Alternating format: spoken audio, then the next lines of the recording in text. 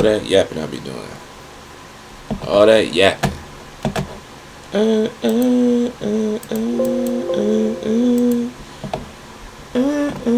A couple of days ago, I was... Wait. That annoying friend we all had. Wait. Did I? No, I didn't. sleeping over at my buddy Kenny's house. We were up watching South Park, and around 1 a.m. his phone rings. He sighs, turns to me, and says, "Watch this be spam." Stay on my shoulders. A super deep voice speaks. "Kenny, put Vincent on the phone. The party is over. I'm coming to Waco right." Yo, the scoliosis like affect the way like clothes fit on you, bro.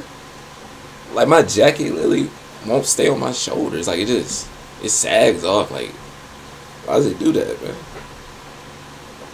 I be constantly have to pull it up like this.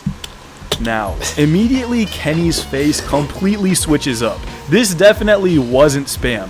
I was super confused, and you probably are also. Basically, Kenny's friend Vincent had driven all the way to Baylor, which was in Waco, 2 hours away to meet a girl, and he forgot to turn his location off. So his dad knew he snuck out and was driving to his son's location, furiously calling all of his friends, thinking there was a massive party in Waco. Although if he knew the truth that his son snuck out and drove 2 hours just for some play, he might have been even more mad. "Kenny, is Vincent with you? I want to speak to him." Kenny obviously wasn't in Waco with Vincent, but he had to cover for his friend. Vincent was just here. He left like 20 minutes ago. At this point, I started to put two and two together and realized what was going on, and even though I didn't even know the guy, I started to get nervous for Vincent. "Listen, I don't want you hanging out with my son anymore, okay? He's a bad kid and a bad influence." Straight up, Vincent's dad started flaming him on the phone. At this point, I was trying not to laugh because I've never heard a parent blatantly roast their own child to their friend. He hangs up and Kenny immediately tries to call Vincent, who of course doesn't pick up. Kenny then gets on a group call with all of his friends from that friend group, and they desperately try to get a hold of Vincent, who's completely MIA, and I'm just sitting there eating my popcorn watching this free entertainment. Eventually though, after like 20 minutes, Vincent finally joins the call, and Mans is completely baked. Apparently he had taken some brownies with this girl he was hanging with, but once he got word that his dad was on the way to his location to presumably Jackie Chan his ass, he had the brilliant idea to drive back home. 2 hours away, baked, while his dad already knows where he is. Kenny and his friends tell Vincent to pull over immediately, and after a couple minutes, finally he listens. That entire experience really got me thinking that some friends are just wild in public. And let's be honest, we've all been that friend at some point in our life. Oh, I don't do the N-word. Huh? I don't do the N-word. Oh, I don't do it, dude, unless you do. You know what I'm saying? Like, did you guys ever create out-of-pocket terms to use among your friend group? In my unavoidable school experiences video, which by the way, thanks for 1 million views on that video, that got me hyped. But in that video, I talk about the Williams challenge, which the idea that 1 million people have heard me talk about a guy giving another guy gluck gluck in a school bathroom stall is just, I mean, it's hilarious. Like the fact. See, the one I heard about was a girl giving gluck gluck in the school stairwell, but that was it. That's as fast as it got from what I heard. Besides, like, there's this one guy that got slammed on the bathroom sink. That bathroom was dirty as hell. But that bathroom was dirty as hell. Yo, but he got slammed on the sink. It was a girl that got beat up in the bathroom stall while she was, yeah. I heard some interesting stuff, man. This was all in middle school, by the way. Well, the first one was in high school, but the other two were in middle school. Yeah, that's funny. Girl get beat up while she's sitting in the toilet. That's probably the funniest one. Like she ain't even like she ain't even wait. She just like yo, she just yo, that could be me, man. But then again, I didn't win any fights, so.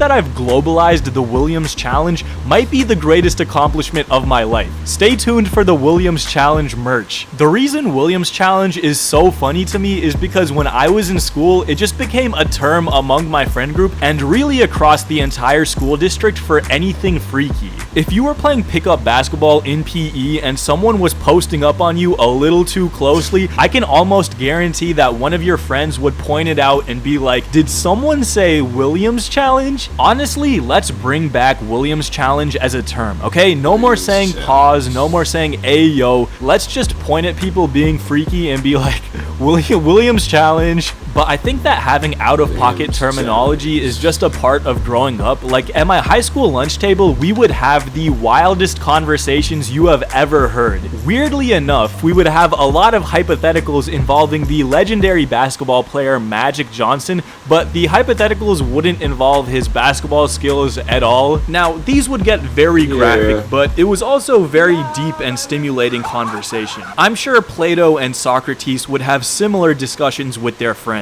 But sometimes that itch to say something out of pocket just comes out instinctively. Like, a couple weeks ago, I was watching the movie It with this girl, and bro, here's a word of advice. If you're ever trying to break the touch barrier with a girl, put on a horror movie, because within the first 20 minutes, she's gonna be clutching your arm for dear life. But anyways, we're in her bedroom watching It, and I'm just gonna be real, I couldn't take this movie serious at all. I mean, Pennywise was hilarious. But to me, the funniest part of the movie was this girl right here. Not because she was making jokes or doing anything dumb, but because I thought she looked just like Pennywise. Am I the only one who sees the resemblance? Anyways, every time she came on screen, I just couldn't help myself. I was like, look, it's Pennywise. Unfortunately, the girl I was with was not as amused, and she kept telling me to stop saying that, but the more annoyed she got, the funnier it was to me, and the more I wanted to say it. Yeah, we didn't finish the movie. You know, this girl's ex's friends almost tried to fight me? One time we were hanging out in her room, and we hear her roommate open the front door, and a man's voice starts speaking. All of a sudden, this girl's like, oh my god,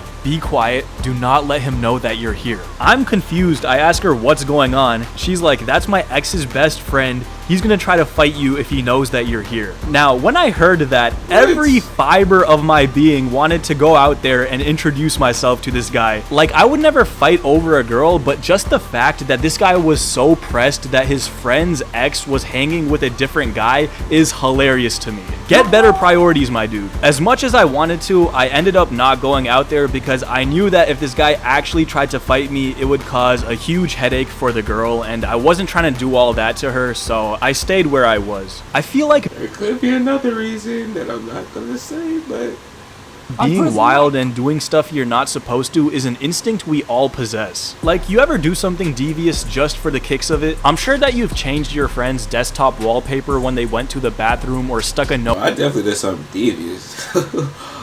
Oh man, I got set up for another day. Like, it was actually, I think I'll go as far as say it was pretty foul. Like, it was nasty, disgusting. I just say I peed somewhere, and I just leave it at that for now. Yo, this is so bad. I'm remembering now, like, yo, I actually did that. No, like, it's actually just like it's bad. It's bad. It's bad. On their back. When I was 15, I would hoop with my friend at the local gym, and for whatever reason, he couldn't. I could say one thing I did. I'm not saying that one. I'm gonna say that one for another day. There's one thing I did where, like, I had this word I was drinking out of. This was when I was in 7th grade. I had this word I was drinking out of, and somebody dared me to throw water on somebody. So I took my bottle, opened the cap, and then right when I got his attention, I had him pointing towards me. I just threw it at his face, and then he. Okay, so what made things worse is he started chasing me. I started running, so we was running around the art classroom, and then out of nowhere, somebody threw paint on him, or he ran into somebody's paint, and it just splashed all over his face. And I'm like,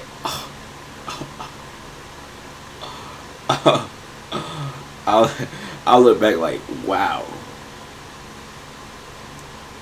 I really just ruined that man's day. But I was so happy about it then, because I think about it now, I'm like, wow, that was really messed up how I did that. But at that time, I was so happy because I'm like, yes. Yeah, I might have really been an evil person. Stop laughing. Like, he would always get a case of the giggles whenever we But would if I say this other story, you're really gonna think I was an evil person. play. And if you But I'm made not eye gonna contact say- with him whenever he took a shot, he would I would just save it for another day, like I said, because it was bad. immediately start bursting out laughing and then miss the Ew. shot. It was the funniest yet also most confusing thing I had ever seen, and it got to the point where instead of playing defense, I would just stare at him to throw him off his game. Eventually, I got one of these devious ideas and I convinced him that they pump nitrous oxide into the gym to improve people's moods, and he was probably extra susceptible to it, which is why he kept laughing. And he was like, oh, okay, that makes a lot of sense. To this day, I have no clue why I told him that. But It it was doesn't. completely made up and untrue. The devious gene just took over and I thought it was funny. Unfortunately, it takes over even when you don't want it to. When I was in 11th grade, I went to watch a school football game with some friends, and after the game, we went to Whataburger to grab dinner. The place was packed as it usually was on game night, and all was well. I was sitting there eating my fries, and then Wait, what a burger? Ain't that GTA? No. No, what a burger. What a burger. Is that not GTA's version In and Out? What a burger. What's that a real? Is it? It don't matter. young woman walked by me.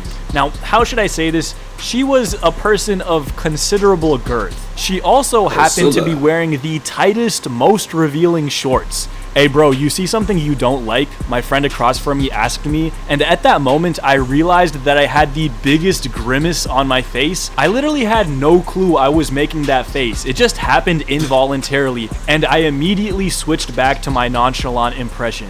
Also, shout out to Sinkei and all the boys repping from Japan. Appreciate y'all, and please follow me on Instagram. Wait, no, that was it. No, I was having a good time. No.